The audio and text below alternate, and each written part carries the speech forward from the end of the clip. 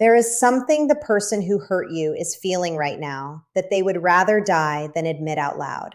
Something that crawls underneath their skin in the quiet hours. Something that visits them when the lights are off and the performance is over and there is no one left to impress. You were told they did not care. You were told they moved on effortlessly. You were told they never thought about you again. And for a long time, you believed it because that is exactly what they wanted you to believe. But what you are about to understand will rearrange everything you thought you knew about the silence that followed your pain. Because behind that mask of indifference is a storm so loud, so consuming, so humiliating to them that they have built an entire identity around hiding it from you, from the world, and most importantly, from themselves. Before we go any deeper into the hidden emotional world of the narcissist, I need you to do one small thing that will change the way you receive every truth I am about to share. Subscribe to this channel. Not because it helps me, but because what you are about to learn is the kind of knowledge that rewires the way you see every toxic relationship you have ever survived. The kind of insight that closes wounds you have been trying to heal for years. If you have ever been gaslit, discarded, manipulated, or made to feel like you were the problem, this channel will become the voice in your head that finally tells you the truth. Subscribe now because what comes next is not just information, it is liberation. The first thing you need to understand is that the narcissist does feel something after hurting you, just not what you hoped they felt. They do not feel guilt the way a healthy human being feels guilt.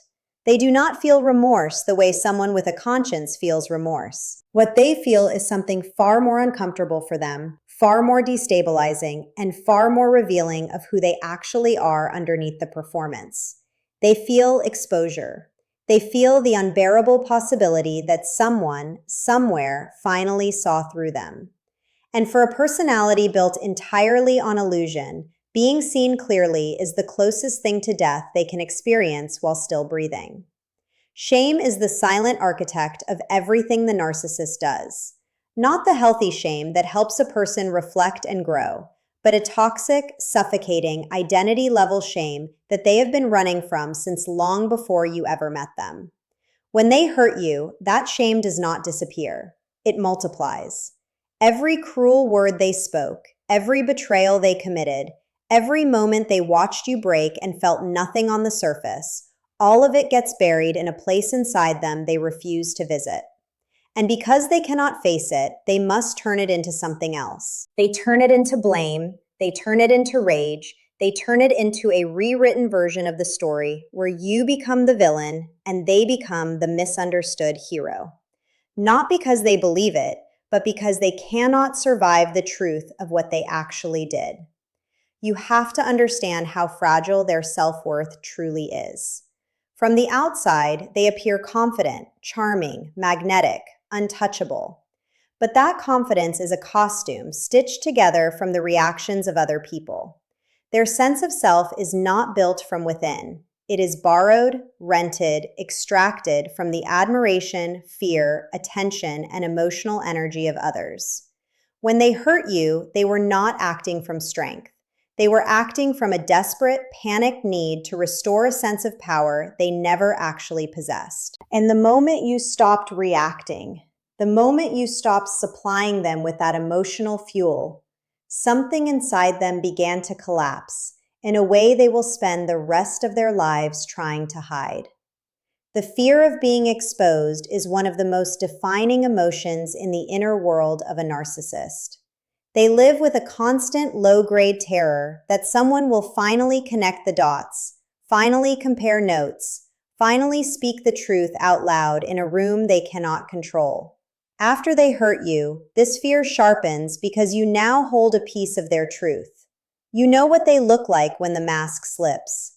You have seen the cruelty, the coldness, the contradictions. And no matter how confidently they walk through the world afterward, a part of them is always watching, always wondering, always calculating what you might say, who you might tell, and how much of their carefully constructed image you have the power to dismantle. This is why control becomes an obsession. Not love, not connection, control. They need to control the narrative. They need to control how you remember them. They need to control how others perceive the ending of what you shared. If they cannot control you directly, they will try to control the story about you. They will rewrite history with a calm voice and a wounded expression. They will plant subtle doubts in the minds of mutual friends. They will pose as the one who tried, the one who gave everything, the one who was abandoned by someone unstable.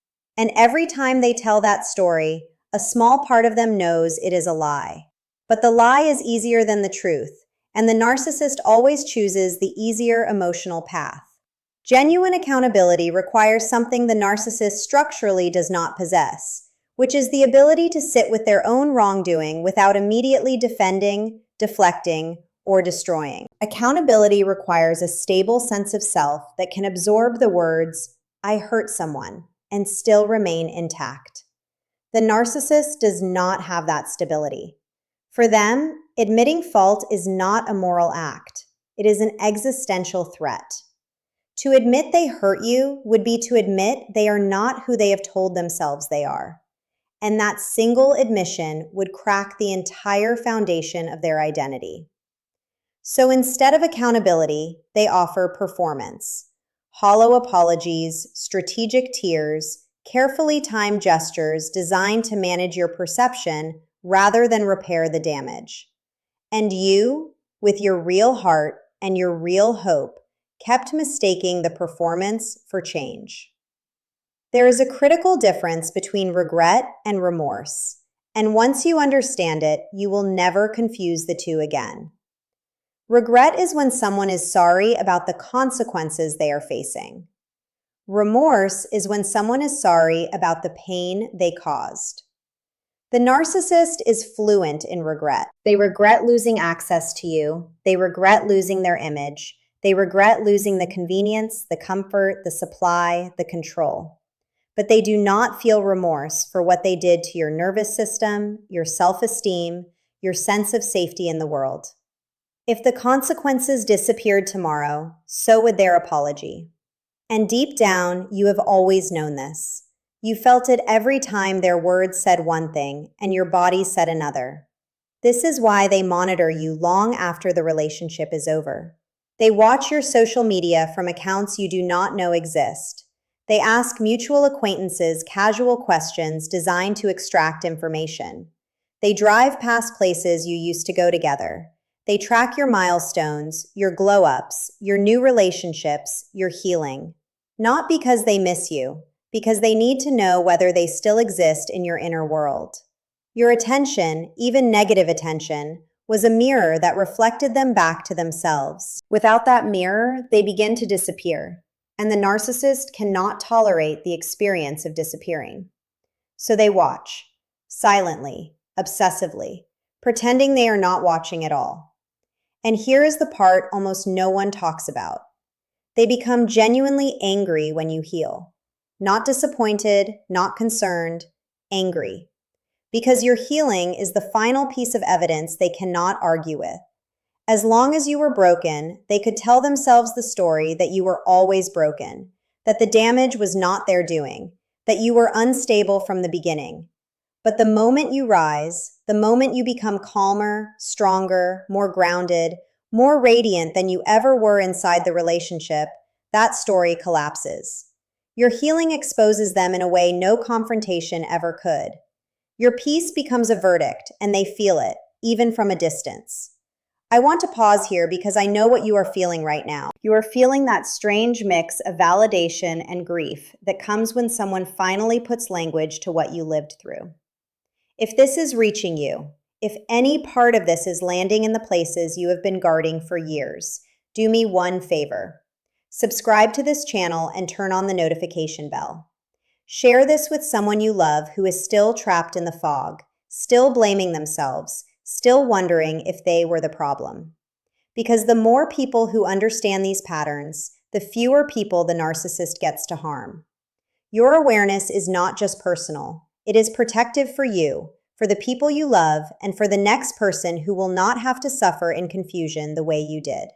Now, there is a particular fear that haunts the narcissist more than almost any other, and that is the fear of being forgotten. being hated, being feared, being resented, all of these they can metabolize. Hatred is still attention. Fear is still power. Resentment is still a connection. But being forgotten, being treated as if they never mattered at all, being moved past with the same indifference they once showed you, that is the emotional equivalent of annihilation for them. They would rather be the villain in your story than be absent from it. They would rather you scream their name than never say it again.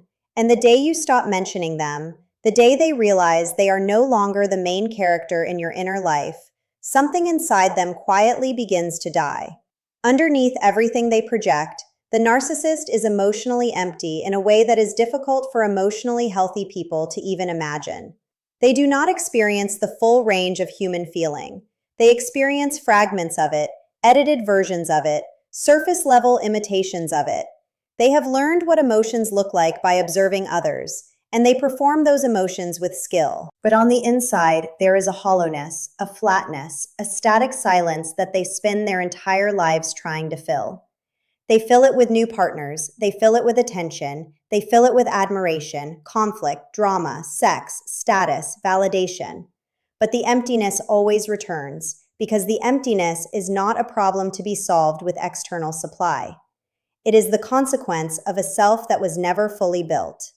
And after they hurt you, that emptiness becomes louder, because losing you meant losing one of the most reliable sources they had for drowning it out.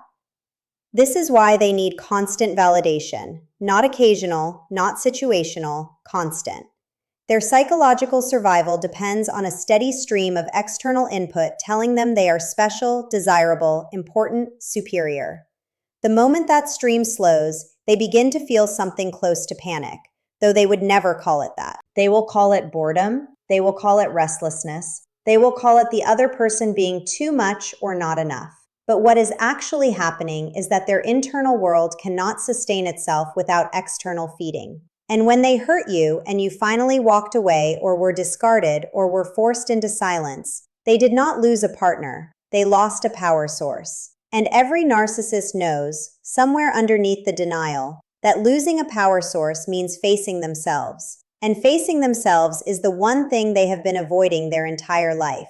The psychological consequences of losing supply are far more severe than most people realize. There is a phase that many of them go through, sometimes called narcissistic collapse, where the carefully maintained image begins to crack under the weight of accumulated losses. They become more reactive, more paranoid, more desperate in their attempts to secure new sources of admiration. They may spiral into impulsive decisions, sudden new relationships, public displays of happiness designed entirely for the audience they suspect is still watching.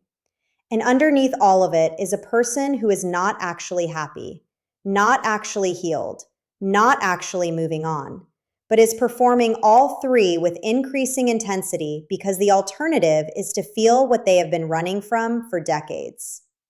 You need to understand that the emotions they suppress are not small. They are not minor inconveniences. They are tidal waves they have spent a lifetime building walls against. Loneliness so profound it would terrify them to name it. Self-loathing so deep it would shatter the persona they have constructed. Envy of people who can feel love without calculating it. Grief for a self they never got to develop. Fear of intimacy. Fear of dependence. Fear of the very vulnerability they punished in you. And every time these emotions begin to rise, they immediately convert them into something more manageable, like anger, contempt, superiority, or indifference. You were not the only one being manipulated in that relationship. They were manipulating themselves every single day. What truly bothers them after hurting you is not your pain. It is the loss of their control over your perception of them. They are not lying awake thinking about how you cried. They are lying awake wondering if you finally see them clearly. They are wondering if you are telling people the truth. They are wondering if your new calm means you have figured out something they spent the entire relationship trying to keep you from figuring out. They are wondering if your indifference is real or performed. They are wondering if you are happy without them, and worse, if your happiness is somehow proof that you were always the strong one, and they were always the fragile one wearing a costume of strength. And they can never openly admit any of this because admitting it would require them to dismantle the only self they know how to be. To admit shame would be to admit they did something shameful. To admit fear would be to admit they are not powerful. To admit emptiness would be to admit they are not whole. To admit they think about you would be to admit you mattered. And to admit you mattered would be to admit that losing you was a real loss, not a minor inconvenience. So instead, they will smile in photos. They will post about how blessed they are. They will speak about you in dismissive tones. They will tell anyone who will listen that they are doing wonderfully. And the louder they perform their okayness, the more clearly you should hear the truth underneath it. This is the moment I want you to take with you, because everything I have told you points to a single life-changing realization. The person who hurt you was never operating from strength. They were operating from a wound so deep they could not look at it, so they made you carry it instead. Their cruelty was not power. It was the panic of a fragile self trying to feel real. Their silence was not closure. It was a performance for an audience they hoped was still watching. Their indifference was not healing. It was a costume covering an internal world that has never known peace. And you, the one who actually feels, who actually grieves, who actually grows, who is actually doing the difficult and sacred work of healing. You are the one with the real power. You always were. They knew it. That is why they tried so hard to convince you otherwise. If this video has reached something real inside you, if it has named something you have carried in silence for too long, I want you to do 3 things before you go. Subscribe to this channel so you never miss the next truth that helps you reclaim yourself. Like this video so it reaches someone else who is sitting in the same confusion you were once sitting in. And leave a comment, even just a single word, because your voice in that comment section becomes part of a community of people who are walking out of the fog together. You are not alone in what you lived through, and you are not alone in what you are becoming. So let this be the moment something shifts. Let this be the day you stop waiting for an apology that was never going to come from a person who was never capable of giving it. Let this be the day you stop interpreting their silence as mystery and start recognizing it as confession. Let this be the day you understand that their secret emotional world is not a treasure to be uncovered, but a prison they built for themselves. And your freedom is not contingent on them ever stepping out of it. You do not need their admission. You do not need their closure. You do not need their version of the truth. You lived the truth. Your body remembers it. Your nervous system remembers it. And now your mind has a language to match what you always knew. Walk forward. Do not look back. They are still performing for an audience that is no longer watching, and you have far more important things to become.